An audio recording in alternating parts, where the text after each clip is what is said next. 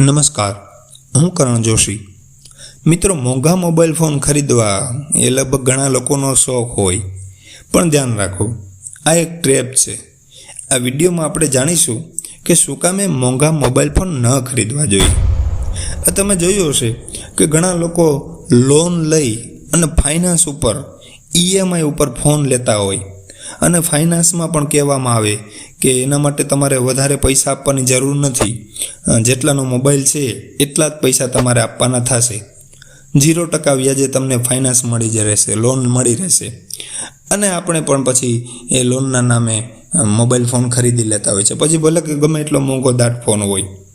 હવે વગર મતલબે કોઈ પણ વ્યક્તિ ઉધાર નથી આપતું, અને આપે છે તેમાં મોબાઈલની મૂળ રકમ વધારીને આપે છે, અથવા તો પછી પ્રોસેસિંગ ફીઝના નામે વધારે પૈસા લઈ લે છે, અને પછી લોકો પણ મોંઘો મોબાઈલ ફોન લઈને ફસાઈ જાય, કારણ કે નવા મોબાઈલની ખુશી 10થી 15 દિવસ રહે છે, અને પછી તો પસ્તાવો જ રહે છે કે હવે તો મારે EMI ને હપ્તા ભરવાના રહેશે। અને માત્ર આ વાત જ નથી, અહીંયા ટેકનોલોજીના રિલેટેડ પણ ઘણા એવા તર્ક છે કે જે બતાવે છે કે મોંઘા મોબાઈલ ફોન ન લેવા જોઈએ। હવે પહેલો તર્ક તો લોકો કહેતા હોય કે ભાઈ મોંઘો મોબાઈલ ફોન લઈએ તેમાં પ્રોસેસર આપણે સારું મળી રહે, એ પ્રોસેસરનું પરફોર્મન્સ સારું મળશે।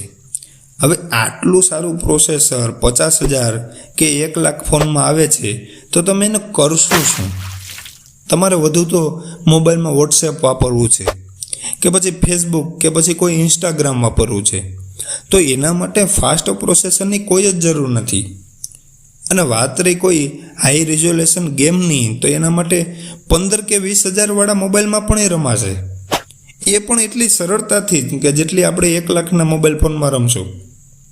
ના તો તમે એમાં કોઈ સાયન્ટિફિક રિસર્ચ કરવાના છે, કે ના તો કોઈ વિડીયો એડિટર સોફ્ટવેરનો ઉપયોગ કરશો કે જે ખૂબ જ વધારે રિઝોલ્યુશનમાં કામમાં લાગે, અને એ બધા સોફ્ટવેર મોબાઈલ માટે બન્યા પણ નથી, એ માત્ર કમ્પ્યુટરમાં ચાલે છે। તો આવા કામો માટે હાઈ સ્પીડ પ્રોસેસરનો કોઈ તુક બનતો નથી। હવે ઘણા લોકો કહે છે કે હાઈ પ્રોસેસરથી 1 સેકન્ડનું કામ માત્ર અડધી સેકન્ડમાં થઈ જાય। તો હવે આપણી પાસે એટલો સમય તો છે જ કે અડધી સેકન્ડ એક્સ્ટ્રા મળવાથી તમે શું કરી લેશો, અને એ અડધી સેકન્ડ બચાવવા માટે 5 ગણા વધારે પૈસા આપો છો। અને જો એવું જ હોય તો પછી એક PC કોમ્પ્યુટર જ ખરીદી લો કે જેનું પ્રોસેસર મોબાઈલથી તો 8 થી 10 ગણું વધારે આપશે, અને કિંમતમાં પણ એ કોમ્પ્યુટર 4 થી 5 ગણું સસ્તું આવી જાય। હવે લોકો બીજો તર્ક એવો આપે છે કે અમને એક સારો કેમેરો જોઈએ છે। ઘણા લોકો કહે કે મારે પ્રોફેશનલ ફોટોગ્રાફી કરવા માટે આઈફોન લેવો છે। પ્રોફેશનલ ફોટોગ્રાફી કરવી છે તો એના માટે આઈફોન શું કામે જોઈએ? જો તમારે પ્રોફેશનલ ફોટોગ્રાફી કરવી છે તો એક DSLR પણ ખરીદી શકો છો, અને એ આઈફોનથી અડધી કિંમતે આવી જશે, અને આઈફોનથી તે વધારે પરફોર્મન્સ આપશે। હવે તમે કહેશો કે અમારે તો રીલ બનાવવા માટે આઈફોન જોઈએ છે, અને એમાં એડિટિંગ પણ કરવું હોય, તો DSLR કેમેરામાં પણ રીલ બને છે અને એડિટ પણ થાય છે, અને એ પણ મોંઘા ફોનથી તો ક્યાંય વધુ સારી રીતે। તમે ગમે એટલો મોંઘો મોબાઈલ ખરીદી લો, પણ હવે 2 વર્ષમાં જૂનો થઈ જશે, બલકે 1 જ વર્ષમાં જૂનો થઈ જાય। તમે જોયું હશે કે હર 1-2 વર્ષમાં એક નવો આઈફોન લોન્ચ થાય છે। અગર આજ હું એક 1.5 લાખનો ફોન ખરીદી લઉં તો માત્ર 12 મહિનામાં, માત્ર 12 જ મહિનામાં જૂનો થઈ જશે, એક નવો આઈફોન આવી જશે। હવે આજનો જમાનો એવો છે કે આજે તમે એક બજેટ મોબાઈલ પણ જો ખરીદશો તો એ વધુ વેલ્યુ ફોર મની છે। બજેટ ફોન હોય કે પછી કોઈ પ્રીમિયમ ફોન હોય, વધુ તો એ 2 વર્ષ નવો રહેશે।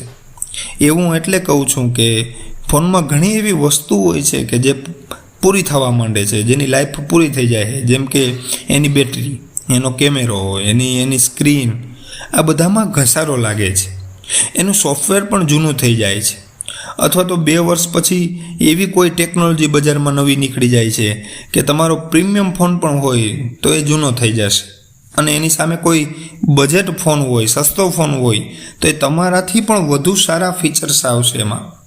ફોર એક્ઝામ્પલ, અગર તમે કોઈ એક પ્રીમિયમ ફોન લીધો છે જે માત્ર 4G કેપેબલ છે, અને થોડા સમય પહેલાં તમે લીધો. હવે અત્યારે તો 5G ટેકનોલોજી આવી ગઈ છે. હવે એક 12,000 ફોન તમારા 1.5 લાખના ફોનને પાછળ છોડી દેશે, કારણ કે એમાં 5G છે અને તમારામાં એ 5G નથી. હવે આગળની વાત કે તમારો 10,000નો ફોન કે પછી 80,000નો કોઈ એન્ડ્રોઈડ ફોન, બંને એન્ડ્રોઈડ સોફ્ટવેરમાં ચાલે. બંનેના સોફ્ટવેરમાં એના ફીચર્સમાં રત્તી ભારનો પણ ફેર ન હોય. હવે એક વ્યક્તિ 1 લાખનો ફોન ખરીદી અને એન્ડ્રોઈડ ઉપર ચલાવે તો બીજો એ જ સોફ્ટવેર 10,000ના ફોનમાં ચલાવે છે. હવે તમે કહેશો કે પણ તો હાર્ડવેરનો તો ફરક હોય ને. હા, વાત સાચી છે, પણ 100% તો કોઈ પણ હાર્ડવેરનો ઉપયોગ કરતા જ નથી. હવે બીજી વાત એ કે જેટલા પણ પ્રીમિયમ ફોન આવે એમાં બેટરી સારી નથી મળતી. હવે આઈફોનને જ લઈ લ્યો કે પછી કોઈ સેમસંગની કોઈ નવી બ્રાન્ડ લઈ લ્યો, એને પ્રીમિયમ ફોન લઈ લ્યો, એમાં કોઈમાં પણ 3,000 કે પછી 4,000 mAhની બેટરી વધારેમાં વધારે મળે છે. હવે જ્યારે વાત કરીએ આપણે એક બજેટ ફોનની, તો એમાં તમને 4,000થી માંડી અને 6,000 mAh સુધીની બેટરી મળી જાય. અરે 15,000ના ફોનમાં પણ 5,000ની બેટરી, અને એ પણ સારી ક્વોલિટીની બેટરી મળી જાય. તો બેટરી વાઇઝ પણ મોંઘાદાર ફોન ઘણા પાછળ રહી જાય છે. તો કોને લેવો જોઈએ મોંઘો ફોન? હવે તમે માનતા જ નથી તો પછી પધરાવો પૈસા. એવા ફોનમાં પધરાવો કે જે 1 વર્ષમાં જૂનો થઈ જાય, એવી વસ્તુ કે જે ડેપ્રિસિએટ થઈ જાય છે. મતલબ કે તમે ફોન ખરીદશો, 2 મહિના વાપરો અને પછી માટીના ભાવમાં પણ એ નહીં વેચાય. તમારા પૈસા એક જ ચપટીમાં અડધા થઈ જશે.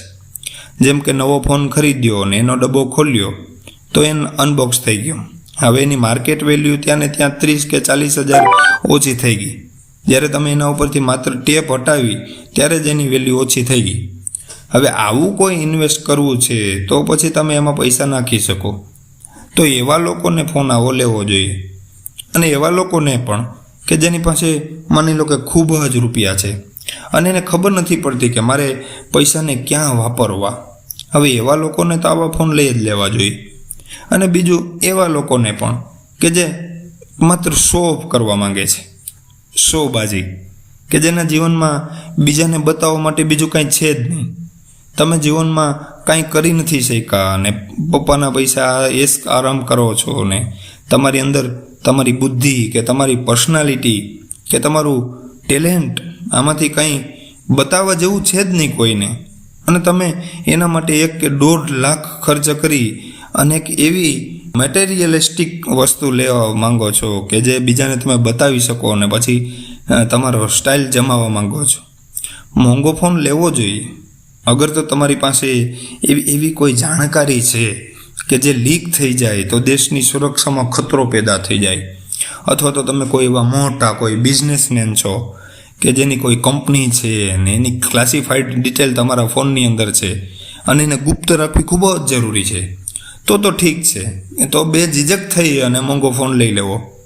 પણ હવે તમારી પાસે એવી કોઈ જાણકારી નથી ને કાચો પછી તમારા ફોનમાં પેલા ગુડ મોર્નિંગવાળા ફોટા કે અપના ટાઈમ આયેગાવાળા ફોટા હોય કે જેને હેક કરવા માટે કોઈ હેકર તમારો ફોન હેક જ નહીં કરે. હવે મોંઘી વસ્તુ રાખવી અને વાપરવી ખાસ કરીને એક મિડલ ક્લાસવાળા વ્યક્તિને કે જેના જીવનમાં એ વસ્તુ કાંઈ મેટર જ નથી કરતી, માત્ર બીજાને જોઈ અને એક સ્ટેટસ સિમ્બોલ માટે પોતાની મહેનતના પૈસા એમાં નાખી દેવા, આ એક એવી માનસિકતા છે, આ એક માનસિક રોગ છે કે જેમાંથી જેમ બને એટલી જલ્દી બહાર નીકળી જાવ અને તમારી મહેનતથી કમાયેલા પૈસાને વેડફવાને બદલે જ્યાં જરૂર હોય ત્યાં ઉપયોગ કરો.